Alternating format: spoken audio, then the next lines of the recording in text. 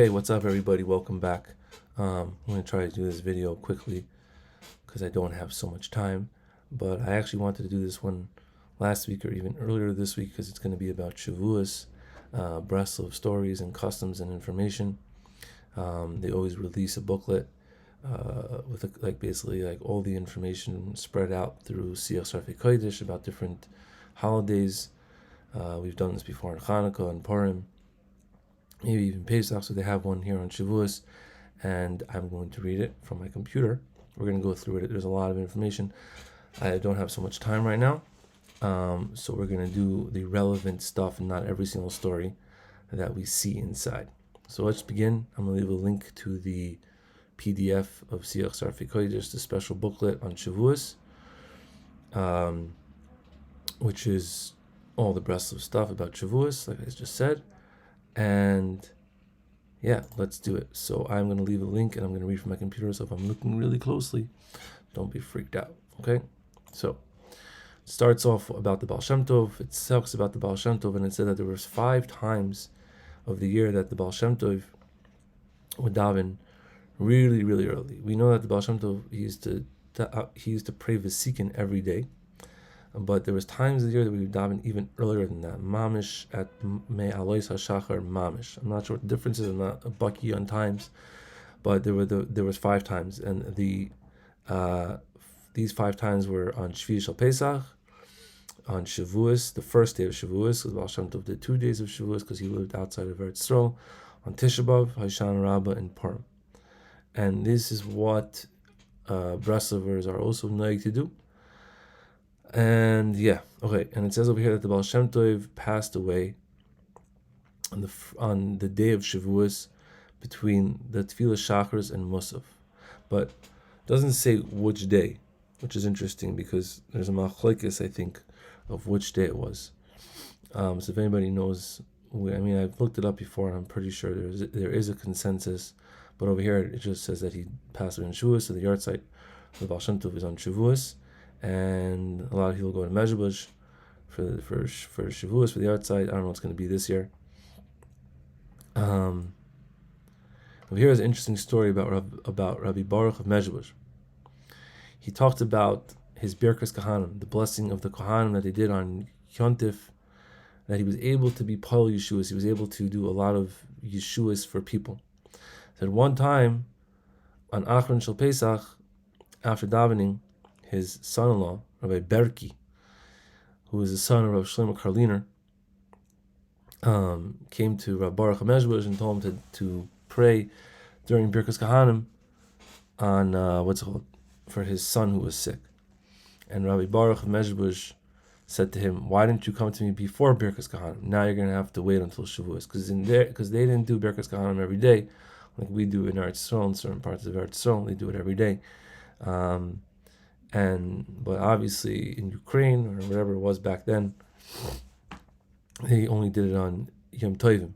So Rabbi Baruch HaMezhebush said to him, "Why didn't you come to me by Birkas Kahanim? Now you're going to have to wait till Shavuos."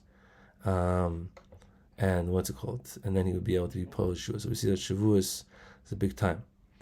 Okay. Now it talks about, so now let's go further on. Okay, so it says like this. So it says, it's known that the Breslov Hasidim were noyeg,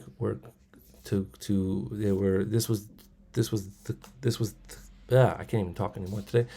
Basically, the Breslovers would go and be at Rabbi Nachman 6 times a year when Rabbi Nachman was alive. 3 times a year, the Hasidim would go to Rabbi Nachman, and this was on Rosh Hashanah, Shabbos, Chanukah, and Shavuos. That's why today people still go to Uman for Shavuos, and this year, obviously there's a war going on, and you cannot fly into Ukraine, but Breslov Hasidim are still in Uman. Probably be a few hundred, maybe even close to 1,000. You can fly to neighboring countries and cross the border, across the land borders are still open. And hopefully we'll see what happens for Rosh Hashanah this year, with the war and everything like that. But those were the 3 times a year that the Breslov Chassidim would go to Rabbi Nachman. And there was 3 times a year where Rabbi Nachman would go to the Chassidim, which was Shabbos Shira. He would go to Chirin, Shabbos Nachamu, and a different Shabbos in the winter. Some people say that it was Shabbos Parsha Shkolim, that he would go to Teplik. Okay, so that's why today that people go to, what's it called? They go to Uman for Shavuos now. That any time that there was a kibbutz by Rabbi Nachman, which is on Shavuos or Rosh Hashanah, Shabbos Chanukah, there was other times also there, and any time that Rabbi Nachman would say Torah, he would say Torah on Rosh Hashanah and Shavuos. He would say the lesson, and everybody would come to hear between the first day and the second day, probably like after Mincha, before Mincha Ma'ariv and Ben Hashmashos, whatever. And on Shabbos Chanukah, he would say it at the third meal by Shal Shuddas. And before he would say Torah, he would command everybody that was there to what's it called, to do a lot of tshuva, and to have a lot of to do a lot of tshuva in the tefillas mincha before. Like I just said, he would do it after mincha. So they would daven mincha, and they would all do tshuva during mincha, and then Rabbi Nachman would say the Torah, right?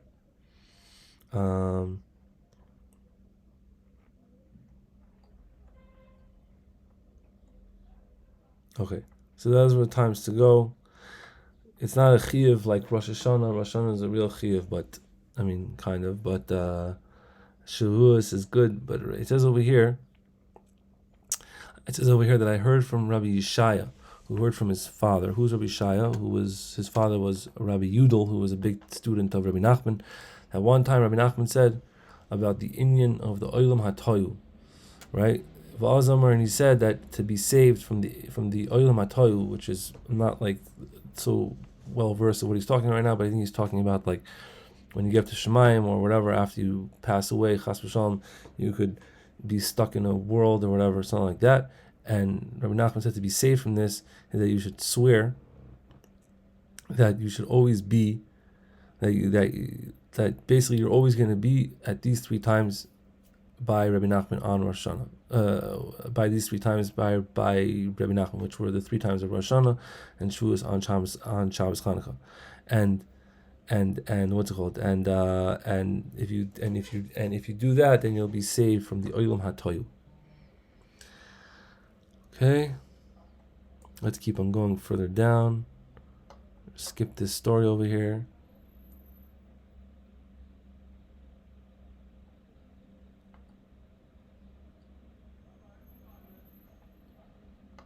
Interesting story.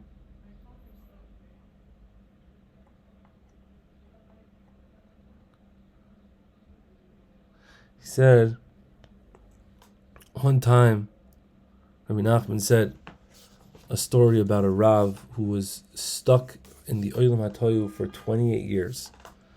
And this is told over in the Sichos of the Ksav Yad of the Rav of Turin. Rabbi Nachman finished off and he says, but somebody who is by me on the days of Rosh Hashanah, Shabbos Chanukah, and Chag HaShavuos will be saved from the Olam HaToyu. Okay, so that's a big avodah to. Now it goes into the section of Shavuos by Rabbi Nachman. Rabbi Nachman said on Shavuos, the Ikra avodah is to stay up. There's a minhag kadmon in the footnotes over here. Obviously, to stay up on the night of Shavuos. And it says over here, meaning that, and what does he finish off? And he says, on Hoshana Rabbah, there is also an inyan to stay up all night, but the ikr of that night is really more to say. So the inyan, what I think this means is that on Shavuos, even if you don't learn the whole night, or you can't learn the whole night, but the main thing is to stay up this night, is to stay up no matter what. And on Hoshana Rabbah, the main thing is to say as much as you can. Amar Rabbeinu, Rabbi Nachman said that also what Jews do, what they gather, what they can accomplish inside them. I think that's what he means. Oistram b'soicham, when they say akdamois with the special niggin. Akdamois milan, and it's a whole story. There's a whole crazy story about it, with like the guy who crossed the river and the Sambatin and all that, but they never really talk about it. But it's a good thing we say it on what's it called? By Ashkenazim, we say it. We say the story. We say the song of Akdamos, and Rabbi Nachman always talked about the niggin.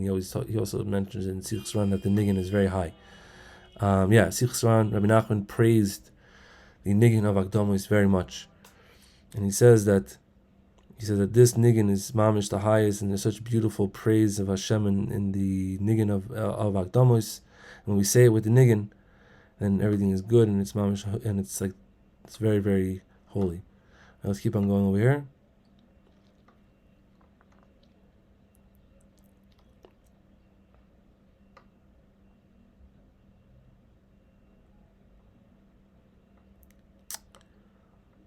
It says one time Rabbi Nachman was sitting to say Torah on Chag Shavuos after Mincha, when the sun wasn't very shining, and they sat the whole entire night by the Shulchan. This is probably the second night of Shavuos outside of Eretz Yisrael, and they davened Ma'ariv during the meal until the sun started coming up again. And Rabbeinu says,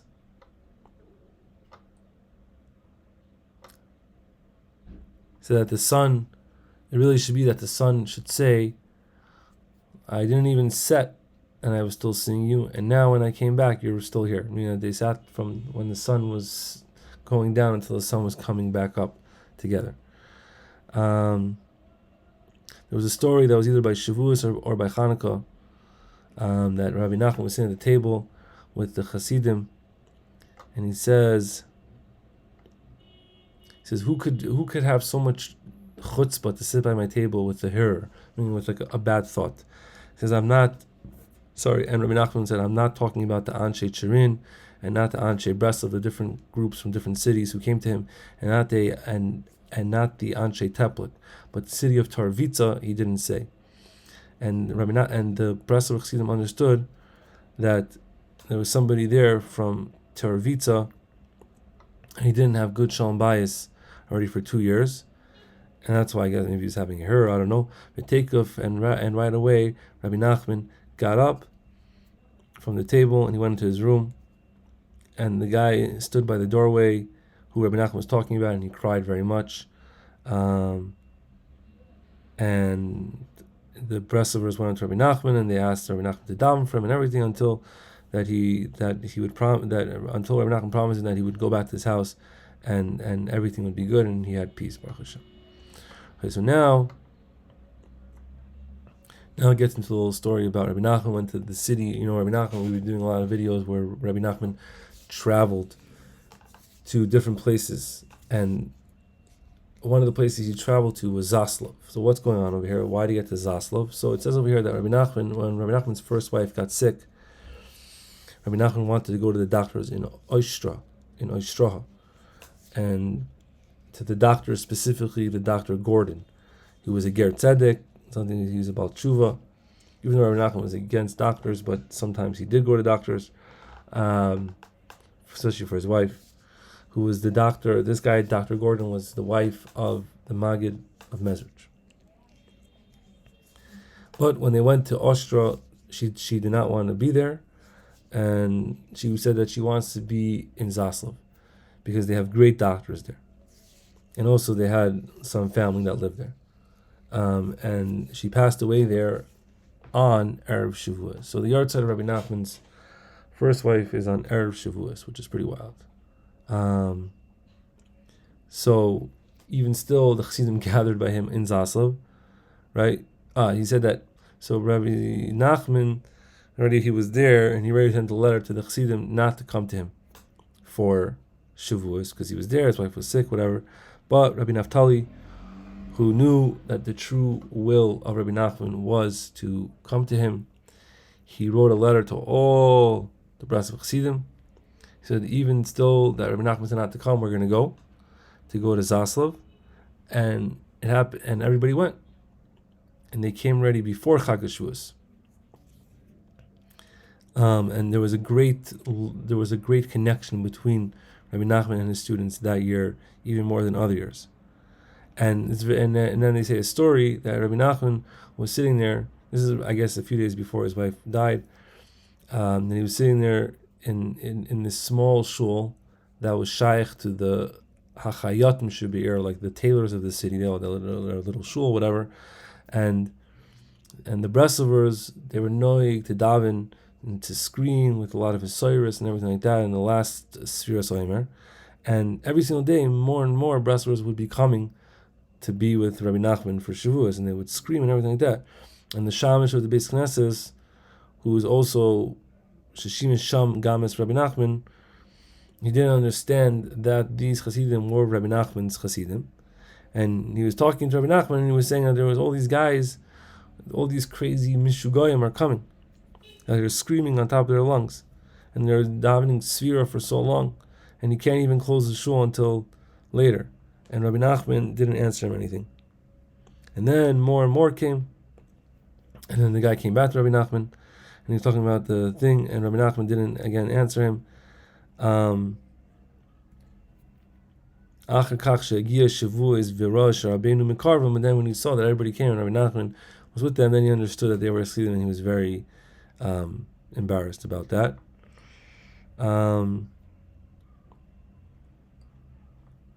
Let's see.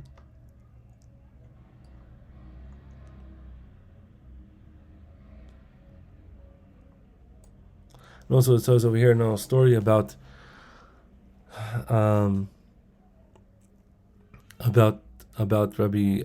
Nassan trying to get to Rabbi Nachman for Shavuos, I guess for that year in Zaslav, in that year. Hold on 1 second.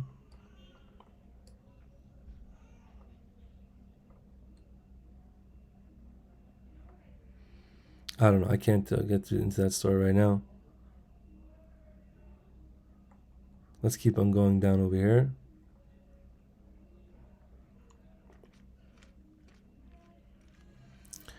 It says over here, it's known that Rabbi Nachman's first wife passed away on Erev Shavuos, close to the evening.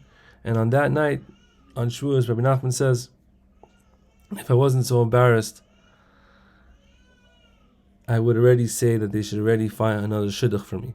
Because the Torah says it's not good for a person to be alone. And I don't want to be called loy toiv. Okay? And also, again, after Rabbi Nachman's first wife was niftar, he also said, if I would have known the chashivas of a first wife, of Eishes Neurim, like first love, basically, I should get sick and you should live. And he wouldn't let her pass away. Okay. Let's see what he says over here. I want to find some more, not stories, but more.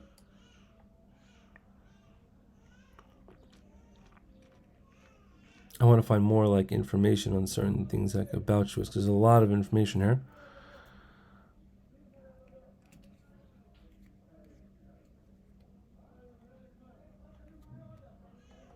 It says over here, Maimer Amar Rav Akiva, which is in Lakutei Imran Siman Nun Aleph, was said on the first night of Shavuos, and after Shavuos I went. After Shavuos, Rabbi Nassan and Rabbeinu sat together to go over the Torah, and the words Ki Koidim Habriya, which is in that Torah, I don't know that Torah so well, he says were said with such sweetness and such deepness, it's impossible to explain this in writing. Okay, let's see what else he says over here.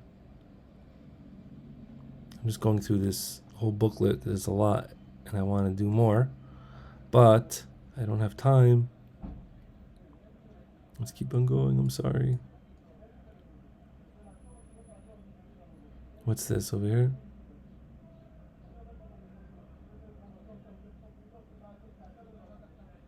Simcha Gedola. Come on.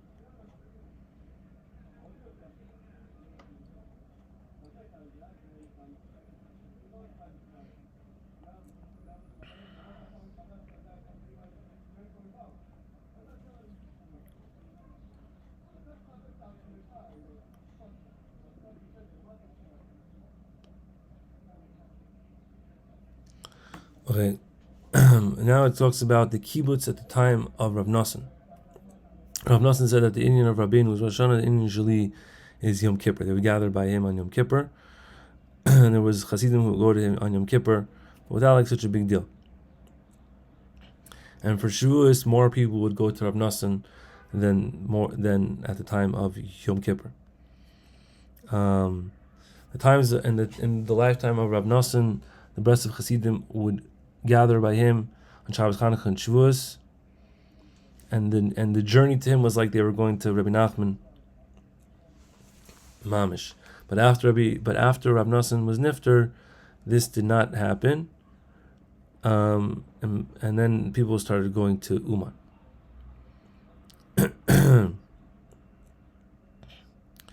In the times of Rabbi Levi Yitzchak Bender, there was already so many people that would come ready to Uman for Shabbos Chanukah that they would call it a Rosh Hashanah Katan, the small Rosh Hashanah. And when they would come to Rav Nosson for Shavuos to Breslov, they would already come a day or two before, so that the last night of Svira, they would all do it together with great Hisoyrus, and everybody in the city would go there. Even everybody in the city would close their stores to come here this last night that the Breslovers would count Svira. Okay, let's see if there's anything else over here that's interesting. Wish we could talk about more. Shavuos HaGadol. What's the Shavuos HaGadol?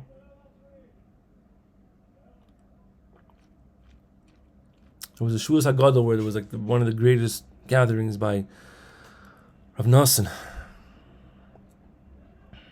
Let's see.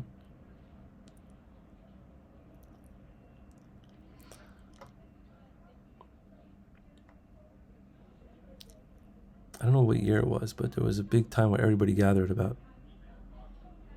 But it says over here, Rav Shimon, Talmud Mishamshoy, isn't it Rav Shimshon or Rav Shimon? Or Rav Shimon, the one who was buried in Tzfas.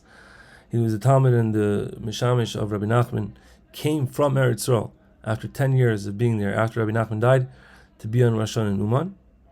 And he came earlier already to be by Rav Nosson by Shavuos, by the Groiser Shavuos. And he came with his son to find him a shidduch. Ki be'eretz Yisrael, he couldn't find him a shidduch, and he found him a shidduch in Uman, and then they went back to Eretz Yisrael and they lived in Tzfas. And he said great Torahs there, and a lot of Chassidim came on this big Shavuos.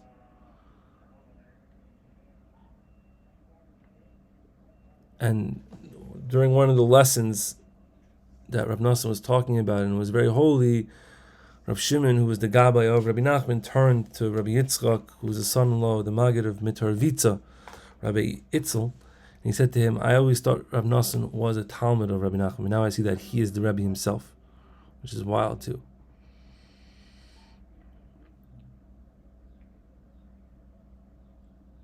But Rav Nosson did not like this.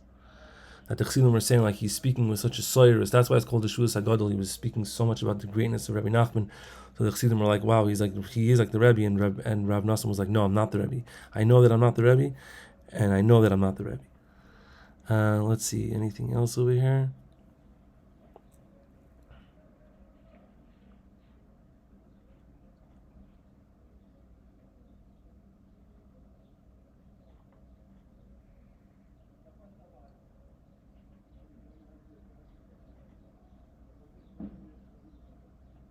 It says that now I get to the custom. So it says on Shavuos, everybody would say the Tikkun Lel Shavuos, after the Breslov minhag would say Tikkun Lel Shavuos.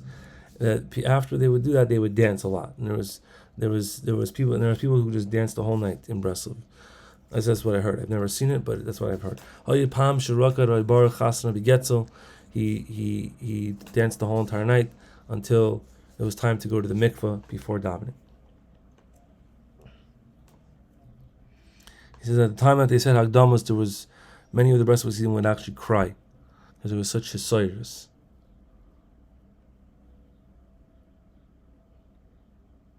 Rav Shimshon Barsky would daven and say things with such kavana and every sweetness. He didn't have time to say the whole entire tikkun of Lel Shavuos, He would say as much as he could at night, and the rest he would say every day a few lines until Tisha B'Av, when he would finish it.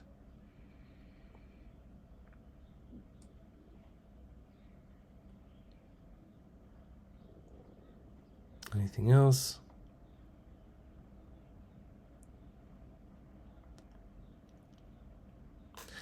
Rabbi Levi Bender says that one time on Chag Shavuos, a big chazan, Mufursim Gadol, came to Uman, and he davened in the big shul in the city. And he came into the klois the next Shabbos or Shabbos before Rosh Hashanah by Shal Shudus, and Rabbi Levi was teaching before the Tzibor a Torah. Who shama hated dvarim achaz b'diuk b'torah chavzayim b'perish hakasav ya'abed hayin shuha called the voice. Who shama hated dvarim b'hayil lepela. I don't know what that means. Maybe he wasn't a good chazan, something like that.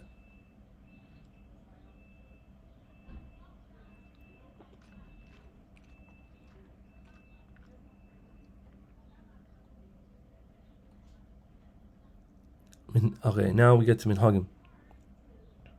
In Uman and in all Ukraine, they wouldn't say yotzres only on the second day, which is only on the second day of thing. The Breslovs are noig on Shavuos to sing the song Ata Neglesa, which is in Tfilas Musaf of Rosh Hashanah, in the special niggin that we know. I don't know what niggin that is, but that's good. Mina kol anshe Ukrainia lispor sirius aimer akrat tfilas alinu shaberach. That's a Breslov minhag. Do that.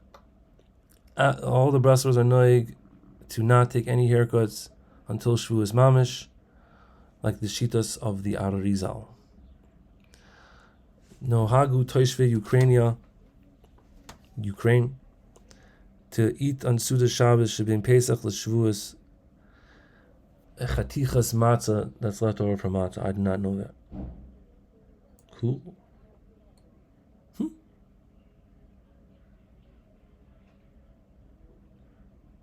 Interesting. So much stuff. But I don't have time. That's all we got for today, guys. I hope that's cool.